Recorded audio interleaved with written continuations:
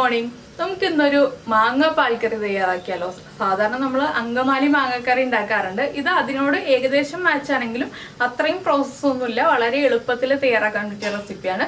മാങ്ങ ഉണ്ടെങ്കിൽ ഒരു 2 മാങ്ങയോ 1 മാങ്ങയോ എടുത്തിട്ട് കുറച്ച് തേങ്ങാപ്പാൽ ഉണ്ടെങ്കിൽ വളരെ എളുപ്പത്തിൽ തയ്യാറാക്കാൻ പറ്റിയ ഒരു ചോറിന്റെ കൂടെ കഴിക്കാൻ പറ്റിയ അടിപൊളി മാങ്ങക്കറിയാണ്. അപ്പോൾ മാങ്ങ പാൽക്കറി എങ്ങനെയാണ് തയ്യാറാക്കുന്നത് നോക്കാം.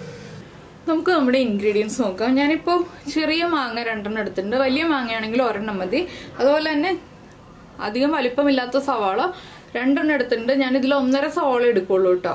വലിയ സവാളയാണെങ്കിൽ ഒരു 3/4 ഭാഗം സവാള മതി. മീഡിയം വലിപ്പമുള്ള സവാളയാണെങ്കിൽ 1.25 സവാള എടുക്കാം.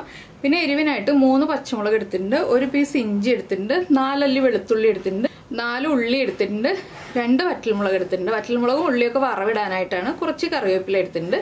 പിന്നെ നമുക്ക് വേണ്ടത് തേങ്ങയുടെ 1-ാം പാലും 2-ാം പാലും ആണ്. അപ്പോൾ നമ്മൾ എത്ര മാങ്ങ എടുക്കുന്നു എന്നുള്ളതനുസരിച്ച് തേങ്ങയുടെ 1-ാം പാലും 2-ാം പാലും എടുക്കുക. പിന്നെ നമ്മുടെ മാങ്ങയ്ക്ക് വേവ് എത്ര ഉണ്ടെന്നുള്ളതനുസരിച്ച് ഈ മാങ്ങ അധികം വേവില്ല, അതുകൊണ്ട് ഞാൻ തൊലി കളയാതെയാണ് മാങ്ങ കുക്ക് ചെയ്യാൻ പോകുന്നത്. നിങ്ങളുടെ കയ്യിൽ വേവ് കൂടുതലുള്ള മാങ്ങയാണെങ്കിൽ തൊലി കളഞ്ഞിട്ട് കുക്ക് ചെയ്യാം കേട്ടോ. അതുപോലെ തന്നെ സവോള നീളത്തിൽ സ്ലൈസ് ചെയ്തെടുക്കാം. ഇത്രയും കാര്യങ്ങൾ ചെയ്തിട്ട് നമുക്ക് കറി ഉണ്ടാക്കാൻ തുടങ്ങാം. അപ്പോൾ നമ്മുടെ കട്ടിങ് എല്ലാം കഴിഞ്ഞിട്ടുണ്ട്. കണ്ടോ, മാങ്ങ ഇതുപോലെ വലിയ പീസായിട്ടാണ് കട്ട് ചെയ്തത്. സവോള തിന്നായിട്ട് സ്ലൈസ് ചെയ്തെടുത്തു, പച്ചമുളക് ഒന്ന് സ്പ്ലിറ്റ് ചെയ്തെടുത്തു, ഉള്ളി റൗണ്ടിൽ കട്ട് ചെയ്തെടുത്തു, ഇഞ്ചിയും വെളുത്തുള്ളിയും നീളത്തിൽ കട്ട് ചെയ്തെടുത്തു. ഇനി നമുക്ക് കറി ഉണ്ടാക്കാൻ തുടങ്ങാം. അപ്പോൾ നമ്മളൊരു ചട്ടിയിലേക്ക് കുറച്ച് വെളിച്ചെണ്ണ ഒഴിച്ചിട്ടുണ്ട്. വെളിച്ചെണ്ണയിലേക്ക് ആദ്യം നമുക്ക് 1 ടീസ്പൂൺ കടുക് ചേർത്ത് കൊടുക്കാം. കടുക് ഒന്ന് പൊട്ടി തുടങ്ങട്ടെ. ഇപ്പോൾ നമ്മുടെ കടുക് പൊട്ടിക്കൊണ്ടിരിക്കുന്നുണ്ട്. ഇതിലേക്ക് ഒരു 1/4 ടീസ്പൂൺ ഉലുവയും കൂടി ചേർത്ത് കൊടുക്കാം. ഉലുവയും കടുകും പൊട്ടി കഴിയുമ്പോൾ നമുക്ക് ബാക്കിയുള്ള കാര്യങ്ങൾ ആഡ് ചെയ്യാം.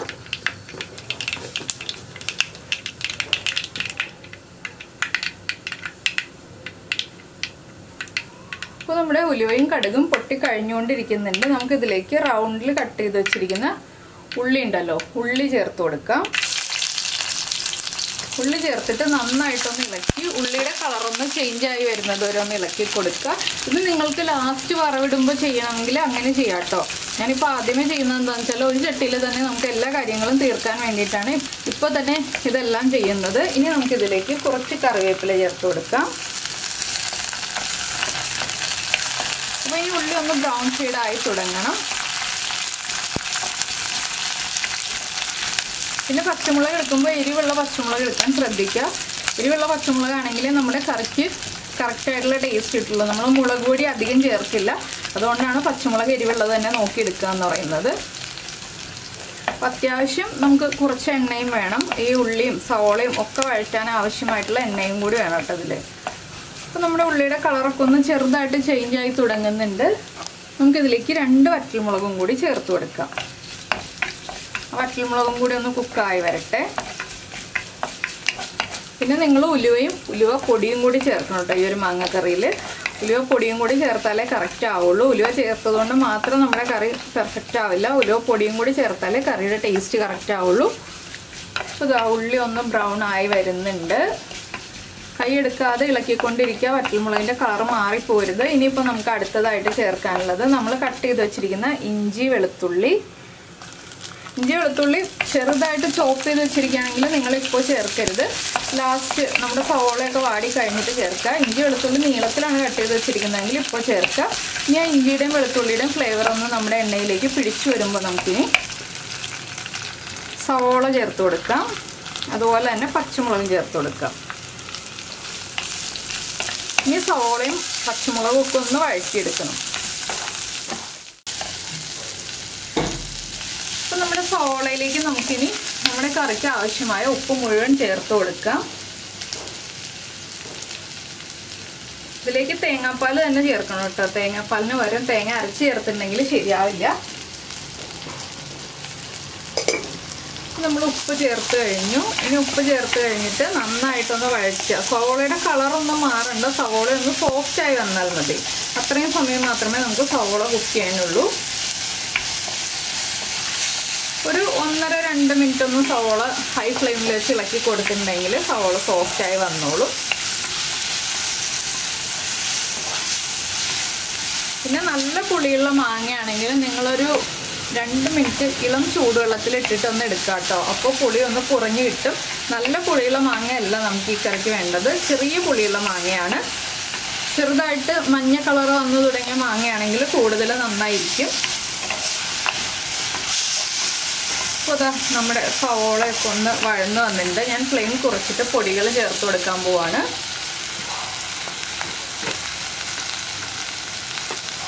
ഒരു 1/4 ടീസ്പൂൺ മല്ലിപ്പൊടി. മല്ലിപ്പൊടി കുറച്ച് കൂടുതൽ വേണം, നമുക്ക് അരപ്പൊന്നും ഇല്ലാത്തതല്ല, അതുകൊണ്ട് മല്ലിപ്പൊടിയുടെ അളവ് കൂടുതൽ വേണം. 1/4 ടീസ്പൂൺ തന്നെ മഞ്ഞൾപ്പൊടിയും.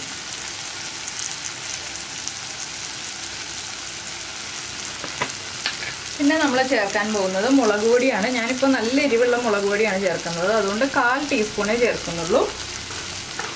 കാശ്മീരി ചില്ലി പൗഡർ ഈ കറിയിൽ ചേർക്കരുത് കേട്ടോ. ഇനി പൊടികളുടെ ആ ഒരു റോ ടേസ്റ്റ് മാറി വരുന്നത് വരെ നന്നായിട്ട് ഇളക്കി കൊടുക്കുക. എണ്ണ കുറവാണെങ്കിൽ കുറച്ചുകൂടി വെളിച്ചെണ്ണ ചേർത്ത് കൊടുക്കുക. അപ്പോൾ പൊടികളൊന്ന് നന്നായിട്ട് കുക്കായി വരട്ടെ. 1 മിനിറ്റ് ലോ ഫ്ലെയിമിൽ വെച്ചിട്ടൊന്ന് ഇളക്കി കൊടുക്കുക. ഇപ്പോൾ നമ്മുടെ മഞ്ഞൾപ്പൊടിയും മല്ലിപ്പൊടിയും മുളക് പൊടിയും ഒക്കെ ഒന്ന് കുക്കായി തുടങ്ങിയിട്ടുണ്ട്. ഇനി നമുക്കിതിലേക്ക് കട്ട് ചെയ്ത് വെച്ചിരിക്കുന്ന മാങ്ങ ചേർത്ത് കൊടുക്കാം. മാങ്ങയും കൂടി ചേർത്തിട്ട് നന്നായിട്ടൊന്ന് ഇളക്കി മിക്സ് ചെയ്യുക. മാങ്ങയിലേക്ക് ഈ മസാലകളൊക്കെ ഒന്ന് പിടിച്ചു വരണം. ആ രീതിയിൽ ഒന്ന് നമ്മൾ ഒരു 1 മിനിറ്റോളം ലോ ഫ്ലെയിമിൽ വെച്ച് ഇളക്കി മിക്സ് ചെയ്യുക. അതിനുശേഷം മാത്രമേ നമ്മൾ അടുത്ത ഇൻഗ്രീഡിയൻറ്റ് ചേർക്കുള്ളൂ. അപ്പോൾ വേവ് കൂടുതലുള്ള മാങ്ങയാണെങ്കിൽ നിങ്ങൾ തേങ്ങാപ്പാൽ കൂടുതൽ എടുക്കുക കേട്ടോ. വേവ് കുറവുള്ള മാങ്ങയാണെങ്കിൽ ഒരു 1.5 കപ്പ് തേങ്ങാപ്പാൽ മതി, 2ാം പാല്. നമ്മളെടുക്കുന്ന മാങ്ങയുടെ വേവ് അനുസരിച്ച് പാലിൻ്റെ അളവിൽ വ്യത്യാസം വരുത്തുക. ഇപ്പോൾ തന്നെ മാങ്ങയിലേക്ക് ആ മഞ്ഞൾപ്പൊടിയൊക്കെ പിടിച്ച് റെഡിയായി വരും. അപ്പോൾ ഇതൊന്ന് മിക്സായി വരട്ടെ, രണ്ടും മസാലയും മാങ്ങയും എല്ലാം ചേർന്ന്. അപ്പോൾ നമ്മുടെ മാങ്ങയിലേക്ക് മസാലകളൊക്കെ ഒന്ന് പിടിച്ചു തുടങ്ങിയിട്ടുണ്ട്. നമുക്കിനി ഇതിലേക്ക് 2ാം പാൽ എടുത്ത് വെച്ചിരിക്കുന്നത് ചേർത്ത് കൊടുക്കാം. 2ാം പാൽ ചേർത്ത് നന്നായിട്ട് ഇളക്കി ഫ്ലെയിം കൂട്ടി വെച്ച് ഒന്ന് തിളയ്ക്കുന്നത് വരെ വെയിറ്റ് ചെയ്യാം. അതിനുശേഷം നമുക്ക് അടച്ചു വെച്ച് കുക്ക് ചെയ്യാം. ഉപ്പൊക്കെ ചെക്ക് ചെയ്തിട്ട് വേണം അടച്ചു വെച്ച് കുക്ക് ചെയ്യാനായിട്ട്. അപ്പോൾ മാങ്ങയും തേങ്ങാപ്പാലും എല്ലാം ചേർന്നൊന്ന് തിളച്ച് വരട്ടെ. ഇപ്പോൾ ഇതാ നമ്മുടെ കറി നന്നായിട്ട് തിളച്ചുകൊണ്ടിരിക്കുന്നുണ്ട്. ഞാൻ ഫ്ലെയിം കുറച്ചു. ഇനി ലോ ഫ്ലെയിമിൽ ഒരു 5 മിനിറ്റ് തിളച്ചിട്ടുണ്ടെങ്കിൽ മാങ്ങ കുക്കായി കിട്ടും. അതിനുശേഷം നമുക്ക് ബാക്കിയുള്ള കാര്യങ്ങളൊക്കെ ആഡ് ചെയ്യാം. അപ്പോൾ ഉപ്പ് ചെക്ക് ചെയ്യുക. ഉപ്പ് കുറവാണെങ്കിൽ ഉപ്പ് ആഡ് ചെയ്ത് കൊടുക്കാം കേട്ടോ. ഇപ്പോൾ തന്നെ മാങ്ങയിലേക്ക് ഉപ്പ് പിടിക്കാൻ വേണ്ടിയിട്ടാണ് ഇപ്പോൾ തന്നെ ഉപ്പ് ആഡ് ചെയ്യുന്നത്. അപ്പോൾ 5 മിനിറ്റ് കഴിഞ്ഞിട്ട് നമുക്ക് ബാക്കിയുള്ള കാര്യങ്ങളൊക്കെ ചേർത്ത് കൊടുക്കാം. അപ്പോൾ നമ്മുടെ കറി തിളച്ച് കുക്കായി, മാങ്ങയൊക്കെ കുക്കായി വന്നിട്ടുണ്ട്. നമ്മളൊരു ഫോർക്ക് എടുത്തിട്ട് ഒന്ന് ചെക്ക് ചെയ്ത് നോക്കാം കേട്ടോ. ഇതുപോലെ ഒന്ന് പ്രസ് ചെയ്യുമ്പോൾ ഇത് കണ്ടോ, നന്നായിട്ട് ഫോർക്ക് ഇറങ്ങി പോകുന്നുണ്ടെങ്കിൽ മാങ്ങ കുക്കായിട്ടുണ്ടെന്നാണ്. മാങ്ങ ഉടഞ്ഞു പോരുത്, ആ രീതിയിൽ നമ്മൾ കുക്ക് ചെയ്തെടുക്കുക. ഇനിയിപ്പോൾ നമുക്ക് ഫ്ലെയിം ഓഫ് ചെയ്യാം. ഞാൻ ഉപ്പൊക്കെ ചെക്ക് ചെയ്തു, ഉപ്പൊക്കെ കറക്റ്റാണ്, എരിവും കറക്റ്റാണ്. ഫ്ലെയിം ഓഫ് ചെയ്തിട്ട് നമ്മുടെ 1ാം പാല് ചേർക്കുക. 1ാം പാല് ചേർക്കുമ്പോൾ ഇളക്കി കൊടുക്കണം. എന്താണെന്ന് വെച്ചാൽ ചട്ടിക്ക് ചൂടുള്ളതാണ്, കറി തിളച്ചുകൊണ്ടിരിക്കുകയാണ്. 1ാം പാല് പിരിഞ്ഞു പോരുത്. 1/2 കപ്പാണ് ഞാൻ 1ാം പാല് എടുത്തിട്ടുള്ളത്. ഇനി നന്നായിട്ടൊന്ന് ഇളക്കി കൊടുക്കുക. ഇതിൻ്റെ കൂടെ തന്നെ കുറച്ച് കറിവേപ്പിലയും കൂടി ചേർത്ത് കൊടുക്കുക. ഇത്രയേ ഉള്ളൂ നമ്മുടെ മാങ്ങ പാൽക്കറിയുടെ പരിപാടി. വേഗം കഴിഞ്ഞു. അപ്പോൾ എല്ലാവർക്കും ചോറിൻ്റെ കൂടെ കഴിക്കാൻ പറ്റിയ നല്ലൊരു അടിപൊളി റെസിപ്പിയാണ്. എല്ലാവരും ഉണ്ടാക്കി നോക്കുക. ഇത് ചൂടോടെ കഴിക്കരുത് കേട്ടോ, ചൂട് മാറിയിട്ട് കഴിക്കുക. ഇതുപോലെ തന്നെ നമ്മൾ അടച്ചു വയ്ക്കുക. ചട്ടിയിൽ തന്നെ നിങ്ങൾ വയ്ക്കുകയാണെങ്കിൽ ഒന്ന് ഇളക്കി കൊടുത്തുകൊണ്ടിരിക്കുക കേട്ടോ. അതിനുശേഷം മാത്രം അടച്ചു വെച്ചാൽ മതി. എന്താണെന്ന് വെച്ചാൽ ചട്ടിയുടെ ചൂടുകൊണ്ട് നമ്മുടെ കറി വീണ്ടും തിളച്ചുകൊണ്ടിരിക്കും. അതുകൊണ്ട് ഈ ചട്ടിയിൽ തന്നെയാണ് കറി വെക്കുന്നതെങ്കിൽ നമ്മൾ ഈ ബർണറിൻ്റെ മുകളിൽ, നമ്മൾ കുക്ക് ചെയ്ത ബർണറിൻ്റെ മുകളിൽ നിന്ന് മാറ്റി വെച്ചിട്ട് ഒന്ന് ഇളക്കി കൊടുത്തുകൊണ്ടിരിക്കുക. ചട്ടിയുടെ ചൂടൊന്ന് കുറയുന്നത് വരെ, ആ തിള നിൽക്കുന്നത് വരെ ഒന്ന് ഇളക്കി കൊടുത്തുകൊണ്ടിരിക്കുക, മാങ്ങ ഉടഞ്ഞു പോവാതെ. അതിനുശേഷം ചൂട് മാറിക്കഴിഞ്ഞിട്ട് നമുക്ക് ചോറിൻ്റെ കൂടെ സെർവ് ചെയ്യാം. അപ്പത്തിൻ്റെ കൂടെ കഴിക്കാൻ നല്ല കറിയാണ് കേട്ടോ ഇത്. അപ്പോൾ നിങ്ങൾക്ക് ചോറിൻ്റെ കൂടെയാണോ അപ്പത്തിൻ്റെ കൂടെയാണോ ഇഷ്ടമായതെന്ന് കമൻറ്റ് ചെയ്യാൻ മറന്നു പോരുത് കേട്ടോ. പിന്നെ നമ്മുടെ വീഡിയോ ഇഷ്ടമായെങ്കിൽ ഒന്ന് ലൈക്ക് ചെയ്യാനും കൂടി ഓർത്തേക്കണേ. പിന്നെ നമ്മുടെ ചാനൽ ആദ്യമായിട്ട് കാണുകയാണെങ്കിൽ നമ്മുടെ വീഡിയോ പ്രസൻറ്റ് ചെയ്യുന്ന രീതിയൊക്കെ ഇഷ്ടമായി എന്നുണ്ടെങ്കിൽ നമ്മുടെ ചാനലൊന്ന് സബ്സ്ക്രൈബ് ചെയ്ത് സപ്പോർട്ട് ചെയ്യണേ. സബ്സ്ക്രൈബ് ചെയ്യുന്നതിന് ഈ വീഡിയോയുടെ താഴെയുള്ള റെഡ് സബ്സ്ക്രൈബ് ബട്ടൺ ഒന്ന് ക്ലിക്ക് ചെയ്യുക. ആൻഡ് റൈറ്റ് സൈഡിലുള്ള ബെല്ലൈക്കണം ക്ലിക്ക് ചെയ്യുക. അപ്പോൾ ഓൾ എന്ന് പറഞ്ഞിട്ടൊരു ഓപ്ഷൻ കാണാം. ആ ഓളും കൂടി പ്രസ് ചെയ്തിട്ടുണ്ടെങ്കിൽ ഞാൻ എപ്പോഴും വീഡിയോ അപ്ലോഡ് ചെയ്യുമ്പോൾ നിങ്ങൾക്ക് നോട്ടിഫിക്കേഷൻ വരും. അപ്പോൾ ഇതുണ്ടോ, ഇപ്പോൾ തന്നെ കുറുകിയ കറിയാണ്. ഇത് ഒന്നുകൂടി കുറുകും ചൂട് മാറി വരുമ്പോൾ. അപ്പോൾ അതനുസരിച്ച് നമ്മൾ തേങ്ങാപ്പാൽ ആഡ് ചെയ്തിട്ടുണ്ടാവണം. ഇല്ലെങ്കിൽ ഉച്ചയ്ക്ക് ഊണ് കഴിക്കാൻ എടുക്കുമ്പോൾ കറി വല്ലാതെ കുറുകിയിരിക്കും. അപ്പോൾ എല്ലാവർക്കും ഈ റെസിപ്പി ഇഷ്ടമായല്ലോ. നമുക്ക് നമ്മുടെ അടുത്ത റെസിപ്പിയുമായിട്ട് അടുത്ത ദിവസം വീണ്ടും കാണാം.